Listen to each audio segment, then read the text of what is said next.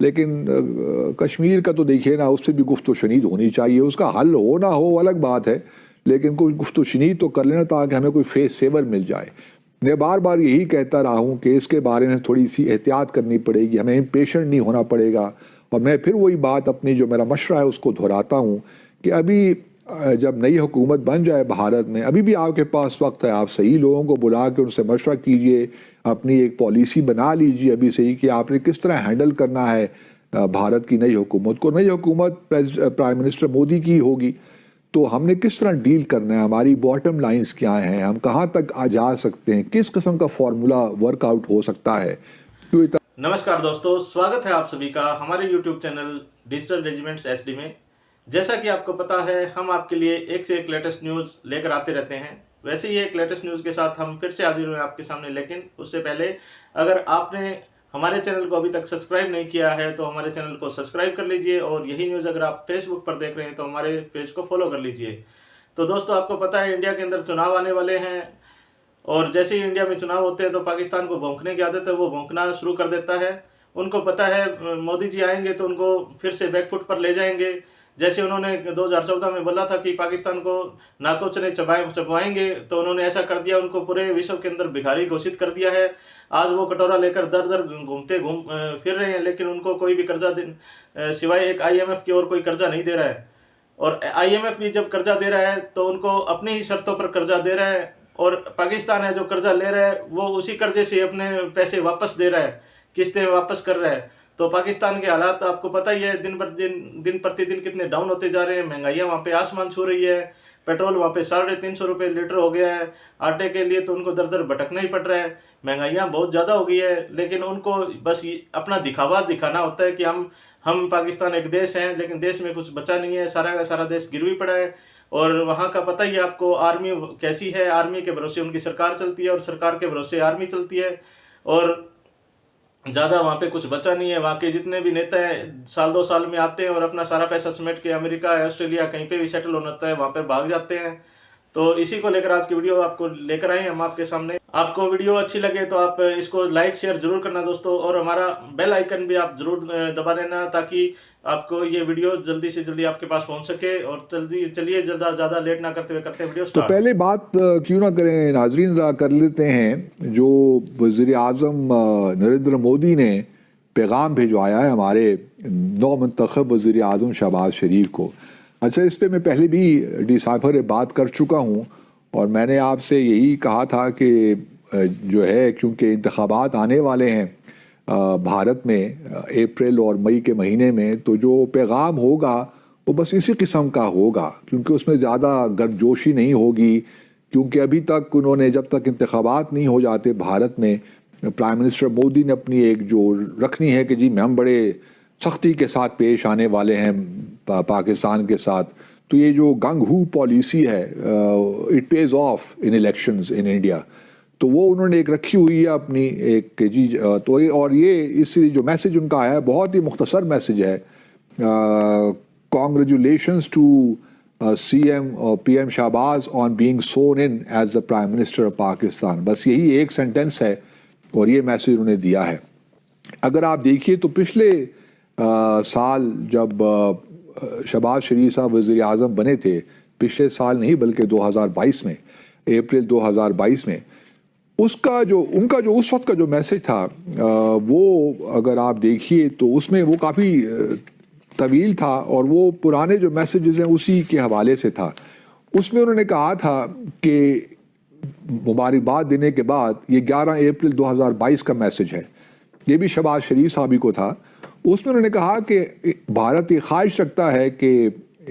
اس خطے میں پیس ہو، استحکام ہو، اور یہ سارا جو خطہ ہے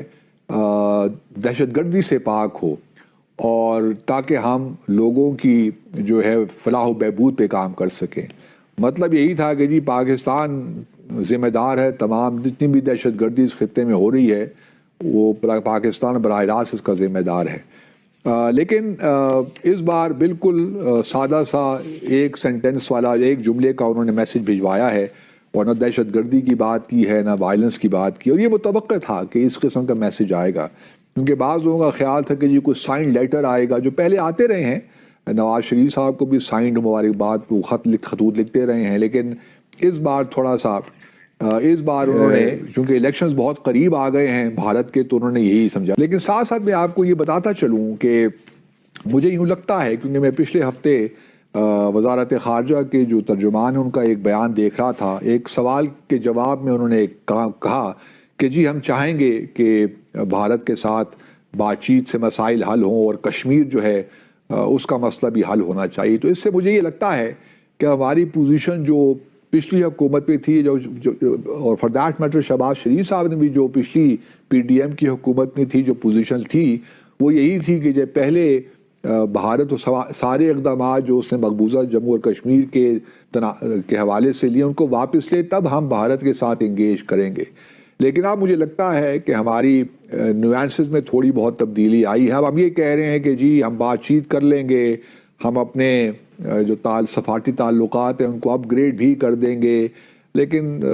کشمیر کا تو دیکھیے نا، اس سے بھی گفت و شنید ہونی چاہیے، اس کا حل ہو نہ ہو الگ بات ہے، لیکن کوئی گفت و شنید تو کر لینا تاکہ ہمیں کوئی فیس سیور مل جائے۔ میں بار بار یہی کہتا رہا ہوں کہ اس کے بارے میں تھوڑی سی احتیاط کرنی پڑے گی، ہمیں امپیشنٹ نہیں ہونا پڑے گا۔ اور میں پھر وہی بات اپنی جو میرا مشورہ ہے اس کو دہراتا ہوں کہ ابھی جب نئی حکومت بن جائے بھارت میں، ابھی بھی آپ کے پاس وقت ہے، آپ صحیح لوگوں کو بلا کے ان سے مشورہ کیجئے، اپنی ایک پالیسی بنا لیجئے ابھی سے ہی کہ آپ نے کس طرح ہینڈل کرنا ہے بھارت کی نئی حکومت کو۔ نئی حکومت پرائم منسٹر مودی کی ہوگی، تو ہم نے کس طرح ڈیل کرنا ہے، ہماری باٹم لائنز کیا ہیں، ہم کہاں تک جا سکتے ہیں، کس قسم کا فارمولا ورک آؤٹ ہو سکتا ہے۔ تو یہ تمام باتیں ہیں جن پہ ہمیں سیریسلی غور کرنا چاہیے۔ اور بچوں کا کھیل تو ہے نہیں، یہ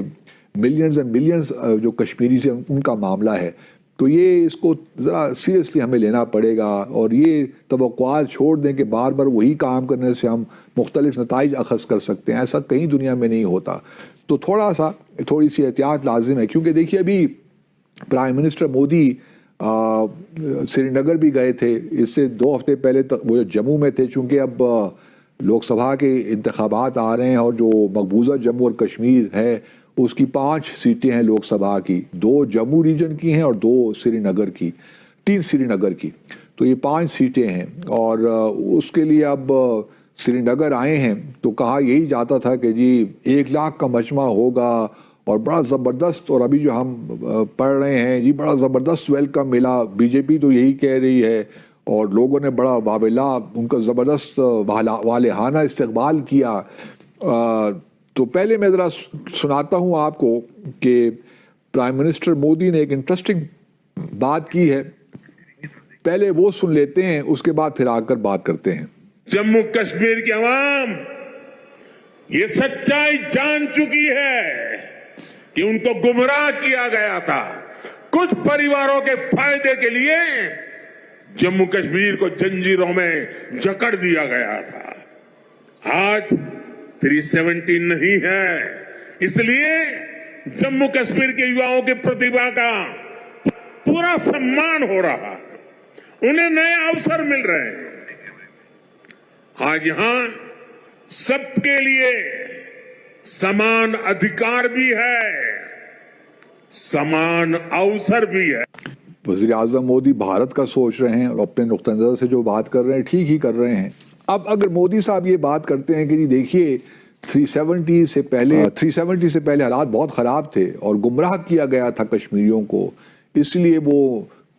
جد و جہد کر رہے تھے، مزاحمت کر رہے تھے، اور اب 370 کے بعد حالات بڑے زبردست ہو گئے ہیں اور عوام نے آپ کو اتنے زبردست طریقے سے گرمجوشی کے ساتھ آپ کا استقبال کیا ہے۔ آپ 6000 کروڑ روپیہ خرچ کرنے جا رہے ہیں ڈیولپمنٹ پہ سری نگر وغیرہ۔ کشمیری اب بہت خوش ہیں، اور آپ نے جو 370 ہٹا کر بڑا زبردست کارنامہ انجام دیا ہے، کشمیروں کی امنگوں کے مطابق کام کیا ہے۔ بھارت تو اس وقت اکنامکلی بڑی زبردست ترقی کر رہا ہے نا جی، 3.5 ٹریلین کی اکانومی ہے۔ اب آپ کا خیال یہ ہے کہ آپ تیسری بار اگر منتخب ہو گئے تو آپ بھارت کو تیسری بڑی اکانومی دنیا کی بنا دیں گے۔ چلیے ہم یہ مانتے ہیں کہ آپ اکنامکلی رائز کر رہے ہیں، کویسچن ہے۔ دوسری طرف لداخ کا معاملہ بھی اپنی جگہ موجود ہے، اور ہم دیکھ رہے ہیں کہ ابھی تقریباً بہت سے فوجی جو ہیں بھارت نے جو ڈپلائمنٹ ہے اس کو ری انفورس کیا ہے لائن آف ایکچوئل کنٹرول پہ، اور چین نے بہت اس پہ احتجاج کیا ہے کہ آپ وہاں پہ فوجیں کیوں جمع کر رہے ہیں لائن آف ایکچوئل کنٹرول پہ. تو یہ تمام وہ مسائل ہیں جس کی طرف ہمیں بھی دیکھنا ہے، کیونکہ پاکستان نے بہرحال بہت سے مس اسٹیپس لیے ہیں ماضی میں، اور اسی وجہ سے بھارت کو یہ شے ملی، اتنی جرت ہوئی کہ وہ کام کرے جو اس کو نہیں کرنے چاہیے تھے. کچھ لوگ پاکستان میں یہ خواہش رکھتے ہیں کہ جی بس اب چھوڑیے، معاملات کو آگے لے کر جائیے. ہم بھی سب یہی چاہتے ہیں کہ بھارت کے ساتھ ہمارے تعلقات نارملائز ہوں.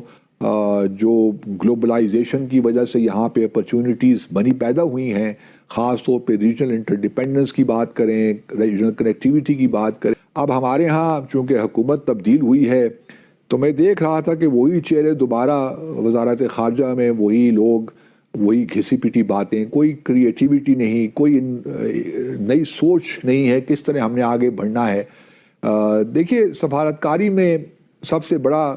مطلب ہمیشہ سفارتکاری کو کہتے ہیں نا بند گلی میں داخل نہیں ہونے دینا چاہیے، اور اگر آپ بند گلی میں داخل ہو بھی جائیں تو